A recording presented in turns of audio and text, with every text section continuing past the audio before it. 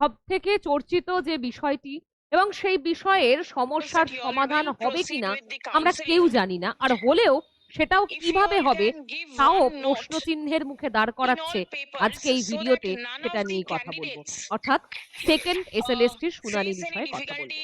আজকে শুনানি ছিল এবং সেই শুনানি থেকে কি বিষয় উঠে এসেছে সেটা একটু আমরা ভালো করে বোঝার চেষ্টা করব। তারই সাথে আজকে যে আলোচনা হয়েছে সেই আলোচনার ভিত্তিতে কোন দিকে ইঙ্গিত করছে যে এই রায় কি হতে চলেছে সেটাও একটু বোঝার চেষ্টা করব। দেখুন কি বিষয়ে আজকে আলোচনা হয়েছে। প্রথমত যে এসএসসির আইনজীবী পরিবর্তন হয়েছেন এবং সেক্ষেত্রে নীলাঞ্জন ভট্টাচার্যকে নিয়োগ করা হয়েছে। এবং এর পরবর্তী বিষয়টি যেটা আরো অন্যান্য পিটিশনারদের আইনজীবীরা যেরকম সুদীপ্ত দাশগুপ্ত এনারা অনেকে বা প্রতীকধর মহাশয় এনারা অনেক রকমের প্রশ্ন সেখানে রেখেছেন এবং এ বিষয়ে জানানো হচ্ছে যে নিয়োগপত্র দেওয়ার জন্য কাউন্সেলিং চলছে কিন্তু অন্যান্য সমস্ত প্রক্রিয়া মোটামুটি স্থগিত আছে এসএসসির তরফ থেকে। এবং তারই সাথে আরেকটি বিষয় কি আছে গুরুত্বপূর্ণ যে জায়গাটি সেটা হচ্ছে প্রশ্ন করেছেন বিচারপতি যে ২০২৫ এর সেকেন্ড এসএলএসটি হয়। সেই সেকেন্ড এসএলএসটি তে আসলে কি নিয়ম মেনে চলা হয়েছে। তো স্বাভাবিকভাবেই আইনজীবী বলেন যে নতুন নিয়মই কিন্তু মেনে চলা হয়েছে। তার পরবর্তীতে সবথেকে গুরুত্বপূর্ণ জায়গা যে ওবিসি সংক্রান্ত বিষয়। অর্থাৎ আমরা জানি যে ২০২৪ এ মে মাসে হাইকোর্টের রায় অনুযায়ী ওবিসি কিন্তু এখন 7% মাত্র এবং ৬৬ টি সম্প্রদায়। কিন্তু আগে এ বিষয়টি ছিল না এবং ফর্ম ফিল আপ হয়েছে, পরীক্ষা হয়েছে সবই ১৭% নিয়ে। সুতরাং সেখান থেকেও প্রশ্ন উঠেছে যে তাহলে এবার কি হবে? বা যেহেতু হাইকোর্টের নির্দেশ আছে, রায় হয়েছে এবং সেইভাবেই প্রক্রিয়া চলার কথা, তাই এখন কি হতে চলেছে? বিচারপতি বললেন যে রাজ্য এবং এসএসসি কে এই বিষয়ে বসে আলোচনা করতে, না হলে জটিলতা কিন্তু বাড়তেই থাকবে, সেটা কোনোভাবে কাটবে না। ফলত ইঙ্গিত কিন্তু খুব একটা ভালো দিকে যাচ্ছে না বলেই ধরে নেওয়া যায়।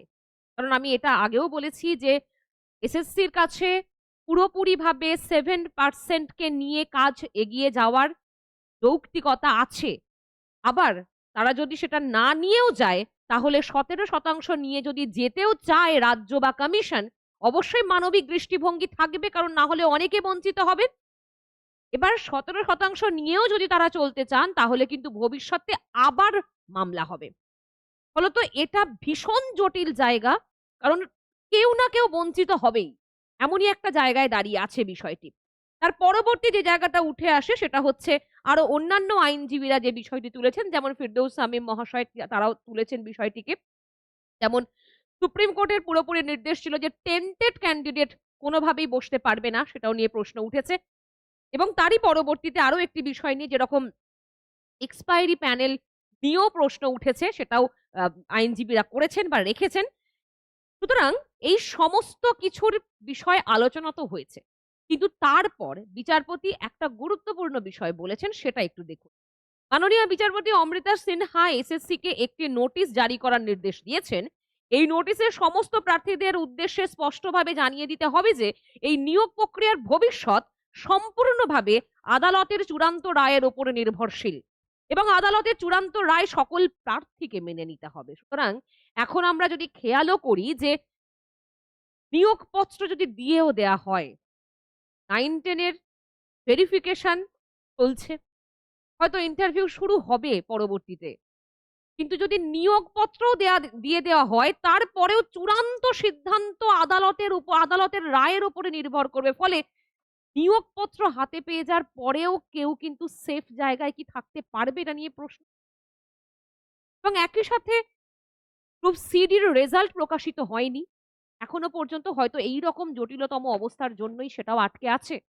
কিন্তু আমাদের খেয়াল রাখতে হবে যে ২০১৬ সালের যোগ্য শিক্ষাকর্মীরা যারা আছেন, তাদের কিন্তু বেতনও বন্ধ। ভীষণ প্যাথেটিক অবস্থা তাদের। সুতরাং সমস্ত দিক থেকেই এমনই খারাপ পরিস্থিতি হয়ে আছে সেকেন্ড এসএলএসটি নিয়ে যে মানে কথা বলার ভাষা পর্যন্ত নেই আমাদের, এবং স্বয়ং বিচারপতিরাও হতভম্ব যে তারা কি বলবেন, কি করবেন। সত্যিই এমনই জটিলতম অবস্থা। এবার ২১শে আগস্ট আবার পরবর্তী শুনানি আছে। কিন্তু একের পর এক বেড়ে যাচ্ছে। তার সাথে চাকরি প্রার্থীদের হতাশা, ডিপ্রেশন, ফ্রাস্ট্রেশন, স্ট্রেস সবই বাড়ছে। কিন্তু একটা খুব বড় সত্য কথা যে যেদিকেই রায় আসুক না কেন, যেই রায় আসুক না কেন বা যেটাই আসুক না কেন, সন্তুষ্ট কিন্তু কোনোভাবে কাউকেই করা যাবে না।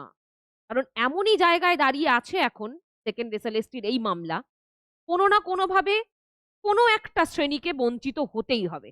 সেটাই দেখা যাচ্ছে। মানবিক দিক থেকে দেখতে গেলে অন্য বিষয় উঠে আসবে। এবং এটাও তো বলতে আমি ভুলে গিয়েছিলাম। আজকে ১০ নাম্বার অভিজ্ঞতার নাম্বারটা নিয়েও কিন্তু আলোচনায় এসেছে বিষয়টি। ফলে সব ব্যাপারটাই এখনো কোনো সুরাহা হলো না। এবার আমরা তাকিয়ে থাকবো তো অবশ্যই ২১শে আগস্টের দিন সেই দিকে। তো সেদিনও কি সমাধান হবে? এই প্রশ্নটা সত্যই আপনারও এবং আমাদেরও একই সাথে। কারণ আমরা বহু ছাত্রছাত্রীকে দেখি প্রতিনিয়ত তাদের যে হতাশা সবসময় দেখতে পাই। মানে তারা আশাহত, তারা আর কিছু আশা রাখতে পারছে না। কি বলে তাদের সান্ত্বনা দেব? এবং আমি জানি না আপনাদের কাছেও কি বলে বলব যে সব ঠিক হয়ে যাবে। ফলত যাই হোক সেটা আমাদের দেখার বিষয় যে কি হতে চলেছে ২১ তারিখ। একটু ধৈর্য আমাদের আরো রাখতে হবে। এমনিতেই পরীক্ষা হয় না ১০ বছর ১২ বছর। তারপর একটা পরীক্ষা যেখানে হয়, সে পরীক্ষা হলো, সে পরীক্ষা হওয়ার পরে মামলার জটের কারণে তার নিয়োগই হয় না। আবার পাশাপাশি আরেক দিক থেকে দেখতে গেলে ২০১৬ সালের অনেক যোগ্য শিক্ষক তারা পাস করেননি। তাদেরও অবস্থা কিন্তু খুব একটা ভালো নয়। তারা আন্দোলনরত। ফলত কি হবে অবশ্যই সরকারের কাছে চাইবো যে সমস্ত দিক বিবেচনা করে যেন এসএসসি এবং রাজ্য এই বিষয়টিকে দেখে। আশা রাখবো সমস্ত কিছু ভালো হবে। কারণ আমরা আশা অবশ্যই রাখতে পারি। ভালোর জন্য কামনা করতে পারি। ভালো থাকবেন এবং আপনারা যদি আমার সাথে সহমত হন বা আপনাদের কোনো অভিমত থাকলে অবশ্যই জানাবেন। এবং এই চ্যানেলে নতুন হয়ে থাকলে অবশ্যই চ্যানেলটাকে সাবস্ক্রাইব করে রাখবেন। কারণ এরকম সমস্ত আলোচনা আমি এই চ্যানেলেই করে থাকি।